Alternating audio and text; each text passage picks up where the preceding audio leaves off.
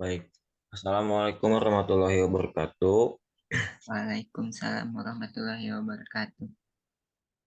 Perkenalkan, kami dari kelompok 3 dengan mata kuliah Studi Masyarakat Indonesia akan menjelaskan tentang industri kampung batik di Kota Tasikmalaya, di Desa Nagarasari, Kecamatan Cipedes, Kota Tasikmalaya.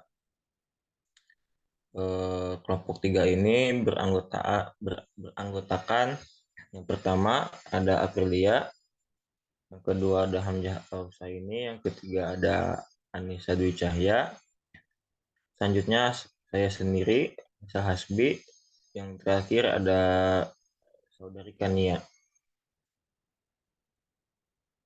Untuk selanjutnya, agar mempersingkat waktu, materi pertama akan disampaikan oleh April. Mangga. Baik, terima kasih kepada moderator yang telah memberikan saya kesempatan untuk menyampaikan materi pertama. Di sini sebagai pengantar bahwasanya perkembangan industri batik di Kota Tasikmalaya ini bisa dikatakan begitu pesat. Nah, hal ini dapat dilihat daripada keberadaan industri yang ada. Adanya daerah kawasan industri ini kemudian berdampak pada pengembangan bisnis lain yang ada di sekitar area industri. Nah, kemudian hal ini menimbulkan dampak positif dan juga dampak negatif bagi masyarakat di sekitar kawasan industri.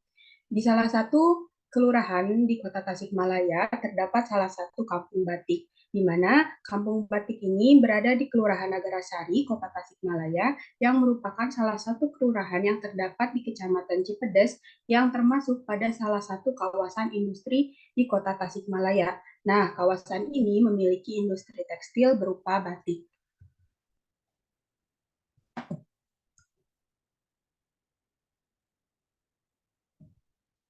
Selanjutnya, terkait dengan kondisi geografis Kelurahan Nagarasari. Nah, secara aspek fisik, Kelurahan Nagarasari ini terletak di Kecamatan Cipedes, Kota Tasikmalaya, Provinsi Jawa Barat. Secara astronomis, Kelurahan Nagarasari ini berada pada 7 derajat 18 menit 28 detik lintang selatan dan 108 derajat 13 menit 23 detik bujur timur. Secara geografis, Kelurahan Nagarasari ini berbatasan dengan Kecamatan Indihiyang di sebelah utara, kemudian Kelurahan Tawangsari di sebelah selatan, Kelurahan Sukamanah di sebelah timur, dan juga Kecamatan Cipedes di sebelah barat. Nah, berdasarkan data kelurahan pada tahun 2023, Desa Nagarasari ini memiliki luas wilayah sekitar 245,225 hektar. Nah, Kelurahan Nagarasari ini secara topografi karena Kota Tasikmalaya ini berada pada dataran rendah sehingga memiliki topografi yang dapat dikatakan landai. Kelurahan Nagarasari ini memiliki ketinggian sekitar 353 meter di atas permukaan air laut. Morfologi yang terdapat di Kelurahan Nagarasari ini terdapat Sungai Ciloseh yang terletak di Jalan Budi Nagara.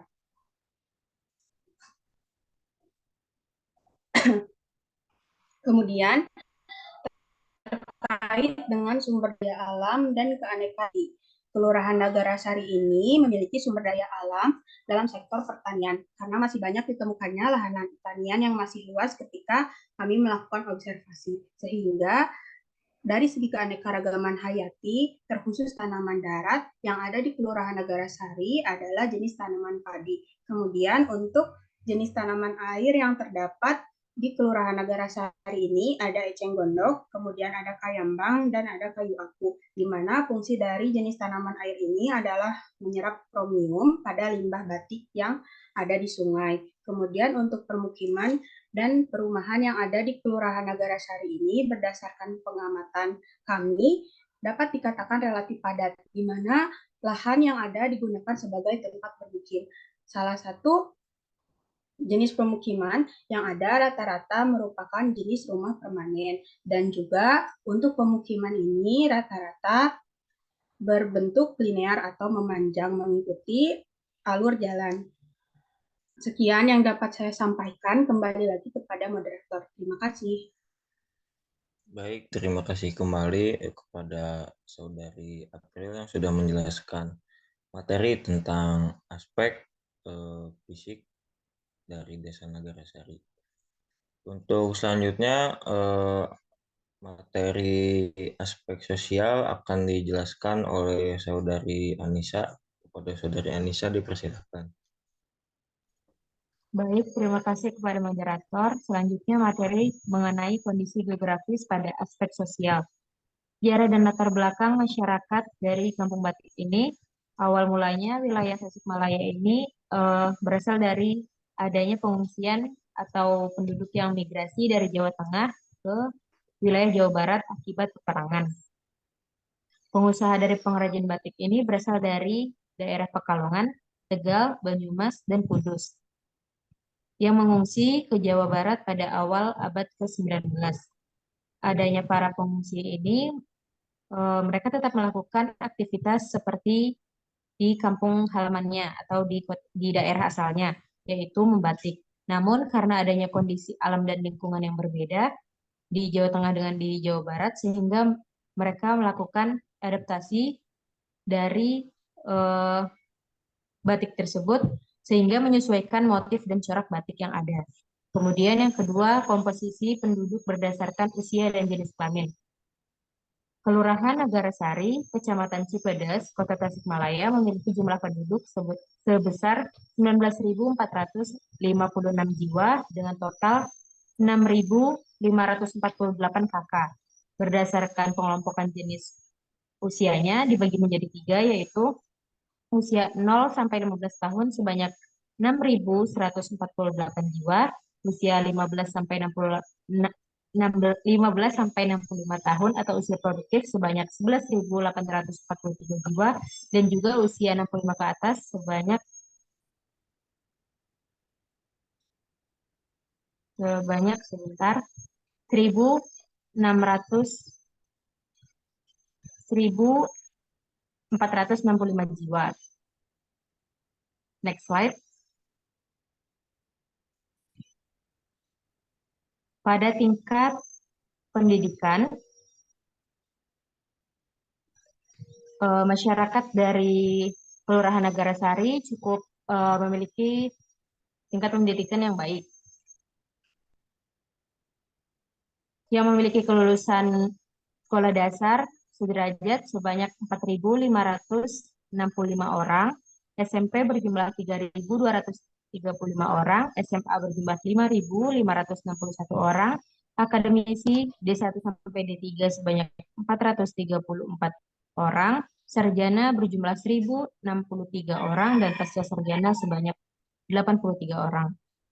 Selanjutnya, mata pencarian masyarakat. Berdasarkan data 2023 yang kita dapatkan, mata pencarian masyarakat di Kelurahan Nagarsari yang pertama karyawan PNS sebanyak 214 orang, TNI atau Polri 20 orang, karyawan swasta sebanyak 1.345 orang, pengusaha atau wira swasta, serta pedagang sebanyak 1.967 orang, petani 15 orang, buruh tani 17 orang, pensiunan 1.980 orang, peternak 54 orang, jasa 30 orang, pengrajin 245 orang, dan pekerjaan lainnya 11.780 orang, serta pengangguran 3.562 orang.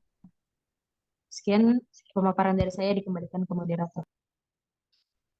Baik, terima kasih kepada Anissa yang sudah menjelaskan materi tentang aspek sosial yang ada di Desa Nagarasari. Untuk selanjutnya ada materi permasalahan lingkungan kelurahan yang akan dijelaskan oleh Saudara Hamzah. Saudara Hamzah dipersilakan. Baik, terima kasih kepada moderator yang mempersilahkan kepada saya untuk memaparkan penjelasan mengenai permasalahan lahan terutama di Kelurahan Nagarsari.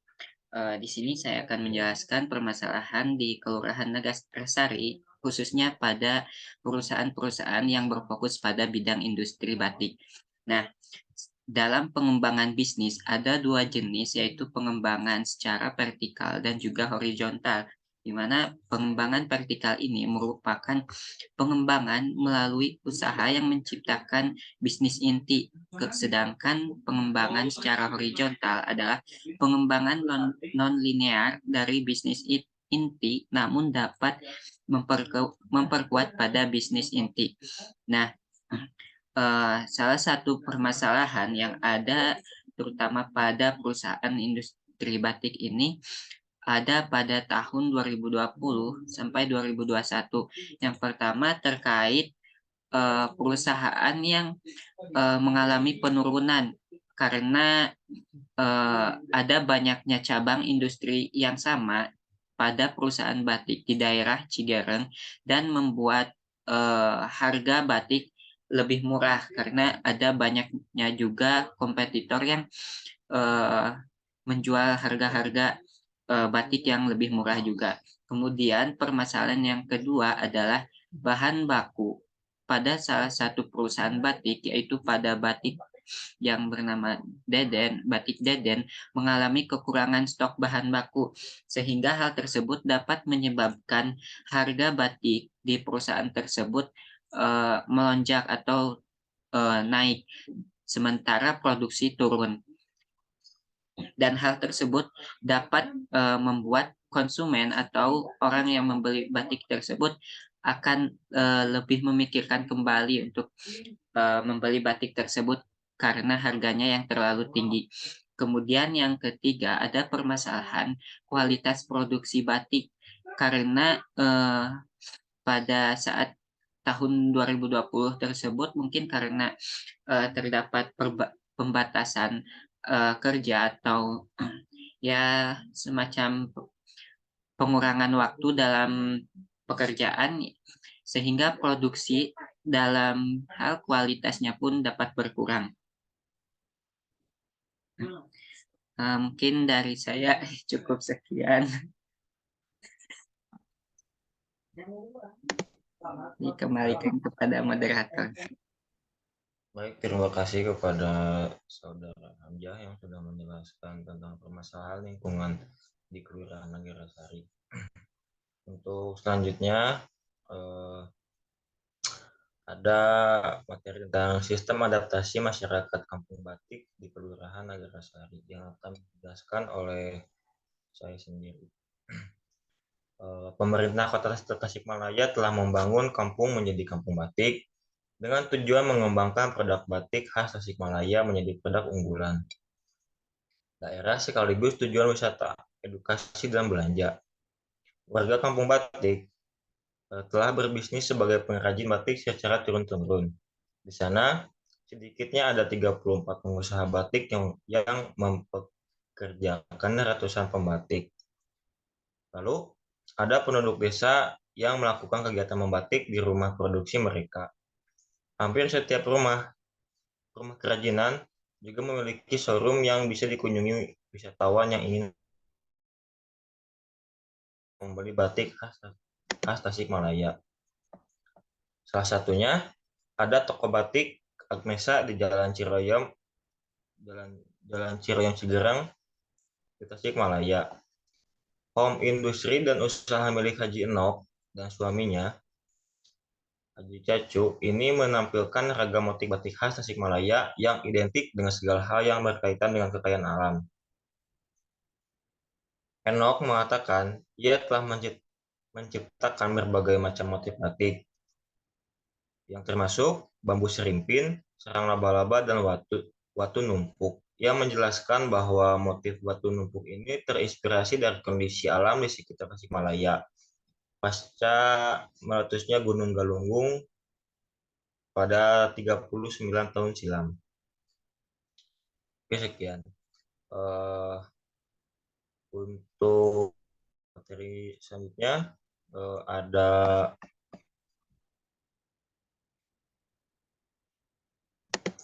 etika lingkungan masyarakat Kampung Batik Kelurahan Nagarasari yang akan disampaikan oleh Saudari Kania. Kepada Saudari Kania, dipersilahkan. Baik, terima kasih kepada moderator telah mempersilahkan saya untuk membahas materi mengenai etika lingkungan masyarakat Kampung Batik Kelurahan Nagarasari, di mana etika lingkungan sendiri merupakan suatu kebijakan moral manusia dalam bergaul dengan lingkungannya, yang mana etika lingkungan ini diperlukan agar tiap kegiatan yang menyangkut lingkungan dapat dipertimbangkan secara cermat sehingga keseimbangan lingkungan akan terjaga, di mana etika lingkungan masyarakat Kampung Batik Kelurahan Nagarasari ini terbagi menjadi 3 bagian, yaitu yang pertama, mengurangi penggunaan bahan kimia, yang mana proses pembuatan batik dengan menggunakan bahan kimia ini dapat memberikan dampak terhadap kerusakan lingkungan. Oleh karena itu, diharapkan masyarakat yang bergelut dalam bidang usaha batik mampu mengurangi penggunaan bahan kimia dengan cara mencari alternatif bahan yang lebih ramah lingkungan, sehingga lingkungan yang ada di Kelurahan Nagarasari ini dapat terjaga keasriannya. Yang kedua yaitu mendukung usaha sosial, di mana masyarakat Kelurahan Nagarasari ini dapat mendukung usaha sosial yang dilakukan oleh masyarakat Kelurahan Nagarasari, seperti adanya pemberdayaan masyarakat terkait potensi pengembangan kampung batik yang ada di kecamatannya, dan adanya program bank sampah sebagai suatu usaha untuk mengurangi jumlah sampah yang ada di lingkungan sekitar Kelurahan Nagarasari. Serta guna adanya pemberdayaan masyarakat ini diharapkan mampu untuk meningkatkan kesejahteraan sosial ekonomi masyarakat sekitar. Nah, untuk yang terakhir yaitu yang ketiga, menggunakan bahan-bahan alami. Yang mana adanya produksi batik di Kampung Batik Kelurahan Nagarasari ini diharapkan para pengelola dapat menggunakan bahan-bahan alami untuk pembuatan batiknya, yang mana bahan-bahan alami tersebut dapat berasal dari daun jati, kulit manggis, ataupun akar mengkudu. Sehingga dengan menggunakan bahan alami ini dapat menjaga lingkungan agar tetap asri dan tidak merusak lingkungan yang ada di sekitaran Kelurahan Nagarasari. Sekian materi dari saya, terima kasih. Saya kembalikan lagi kepada moderator. Baik, terima kasih kepada Kania yang sudah menjelaskan tentang etika lingkungan masyarakat kelurahan di Nagarasari. Untuk sesi pemaparan materi sudah selesai ya. Terusan aspek fisik, aspek manusia, permasalahan lingkungan kelurahan, sistem adaptasi masyarakat, dan etika lingkungan masyarakat sudah dijelaskan oleh teman-teman.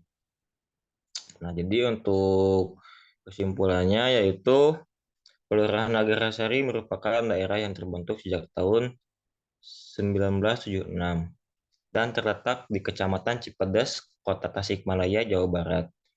Berdasarkan data kelurahan pada tahun 2023, Kelurahan Nagarasari ini memiliki luas wilayah sekitar 245.225 hektar.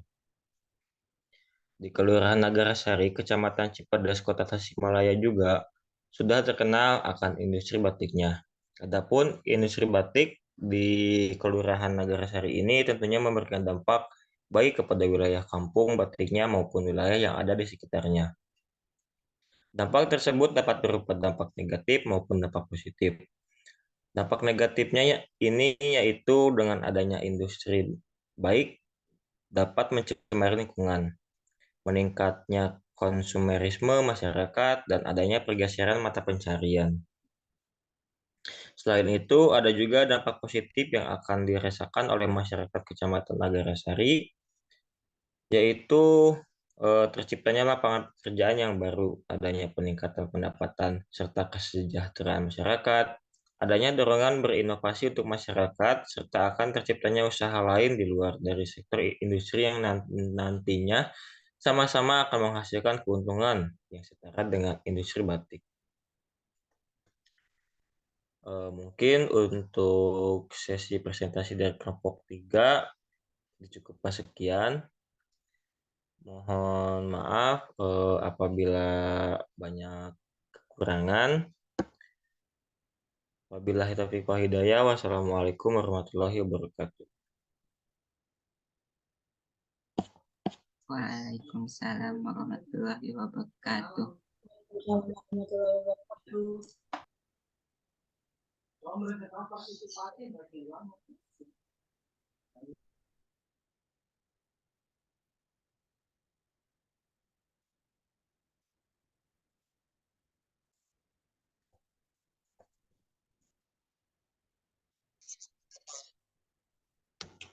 Oh iya, lupa.